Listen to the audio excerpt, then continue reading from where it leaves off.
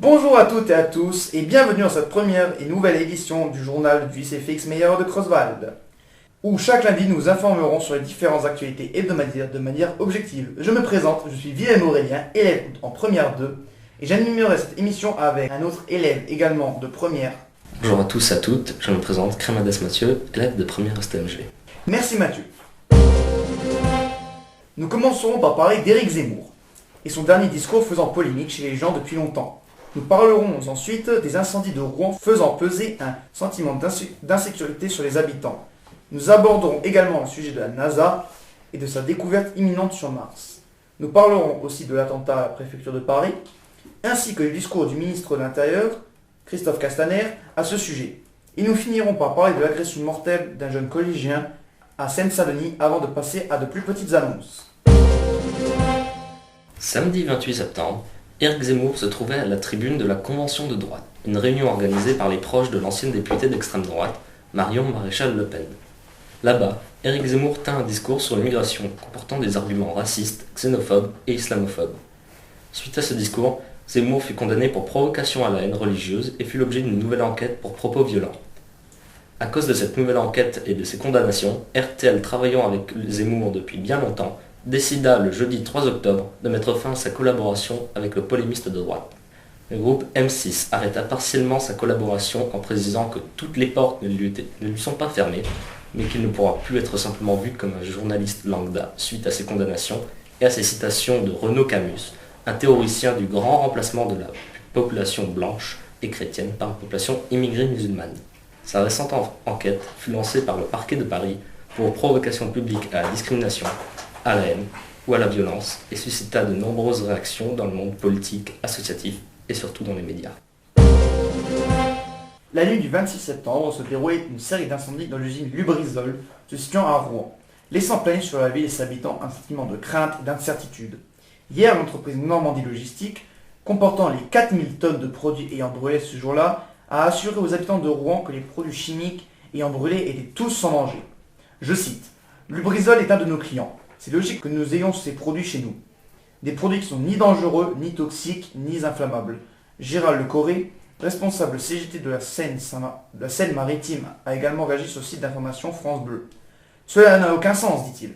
Tous les produits chimiques sont dangereux, même les plus simples, et si on les brûle et qu'ils sont mélangés. » Mais malgré cette accusation de la part du responsable CGT, il n'y a eu aucune relance de la part de l'entreprise Normandie Logistique. Néanmoins, les syndicats de l'entreprise annoncèrent ne pas connaître la nature des produits ayant pris feu cette nuit-là. Cependant, la société ne justifiait pas une sécurité particulière pour ces produits selon elle. Il ne s'agissait que de matières premières, mais la préfecture déclara l'inverse en indiquant que la société abritait bien des produits finis. Jim Green, responsable scientifique de la NASA, pense la découverte de vie sur Mars imminente. En effet, James L. Green ou Jim Green, responsable scientifique pour la NASA dans le domaine de la planétologie et de l'astronomie, affirma le 4 octobre que la NASA est sur le point de découvrir des preuves d'une vie extraterrestre sur Mars. Si la NASA réussit, il s'agira d'une révolution monumentale et l'apparition d'une toute nouvelle ligne de pensée pour le domaine scientifique, mais craint l'annonce de ce possible événement majeur pour la science.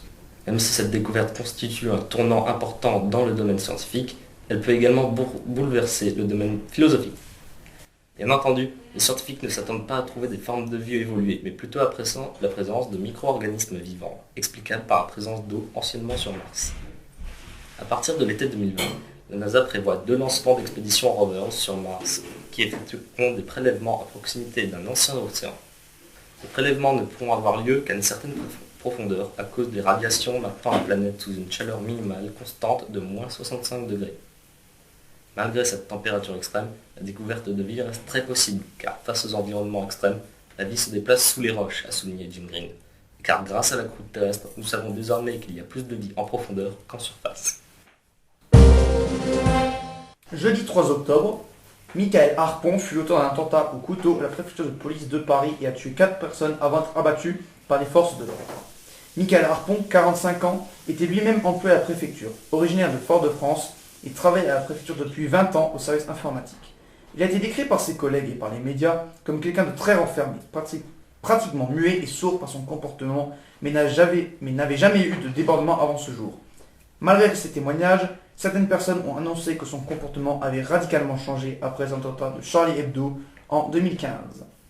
Hier, le ministre de l'Intérieur passa un message disant qu'en fouillant le portable de Michael, que nous avions découvert des messages très significatifs envers sa femme, tous tournés autour de la religion.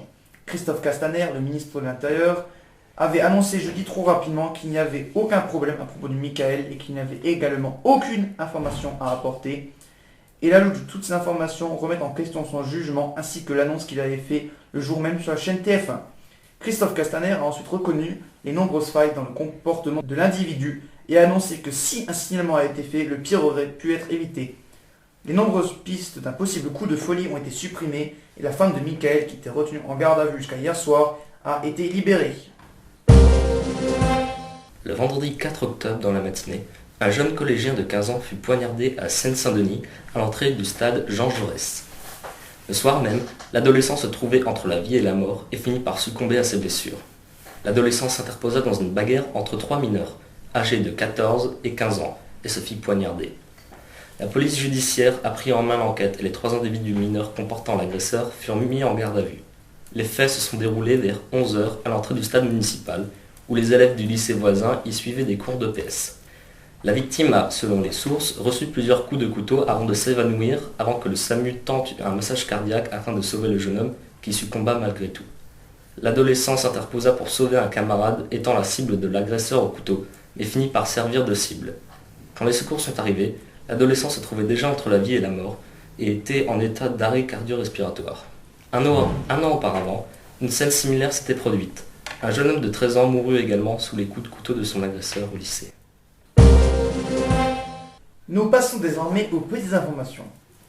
Greta Thunberg, jeune écologiste de 16 ans, faisait polémique des deux côtés de la toile pour sa soi-disant importance politique et écologique et son parcours plus que douteux et malsain envers les vrais écologistes, a critiqué sur Twitter le 5 octobre le président russe Poutine qui qualifiait cette dernière de « fiette de l'écologie » en reprenant ses paroles et en se décrivant « adolescente gentille mais mal informée ».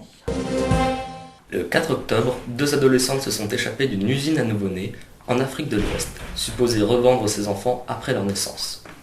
Les jeunes filles étaient mises enceintes et utilisées. D'après ces dernières, 19 autres femmes seraient retenues dans ces usines au Nigeria. Les femmes retenues contre leur gré auraient entre 13 et 27 ans. Les prix de ces actes inhumains étaient de 760 € pour une fille et de 1260 € pour un garçon. Le Premier ministre français, Édouard Philippe, décida samedi de lancer 2 nouvelles missions pour localiser les agents radicalisés en France. Depuis l'attentat de la préfecture de police à Paris, les Français craignent des dysfonctionnements dans le système de détection antiterroriste. Ils cherchent à combler les possibles failles se cachant dans notre système. Le Brexit est un sujet sensible en Angleterre. En cas de no deal, l'Angleterre perdra beaucoup, et si cette issue est mise en place pour quitter l'Europe, elle aura également des répercussions sur les touristes voyageant au Royaume-Uni. Il y aura également plusieurs perturbations dans les transports et l'apparition de certaines nouvelles démarches administratives contraignantes pour tous les touristes. Le 3 octobre, Jean-Marie Le Pen, ancien leader d'extrême droite, a dû verser une amende de 2400 € pour propos homophobes et a également dû verser 4000 € à l'association Mousse, luttant contre l'homophobie en France. L'ancien président du Front National a de nouveau tenu des propos homophobes, notamment en comparant l'homosexualité à la pédophilie pendant son audience en novembre, lors de la première instance. L'association Mousse a même réagi en déclarant que l'argent versé par Jean-Marie Le Pen servira à accueillir les étrangers LGBT. Et ce sera tout pour ce dernier point. Et c'est comme ça que nous conclurons notre émission. Nous espérons que vous l'aurez apprécié autant que nous, et que nous avons pu vous apporter quelques informations importantes. Au revoir et bonne fin de journée à tous et à toutes. Au revoir et merci de nous avoir écoutés.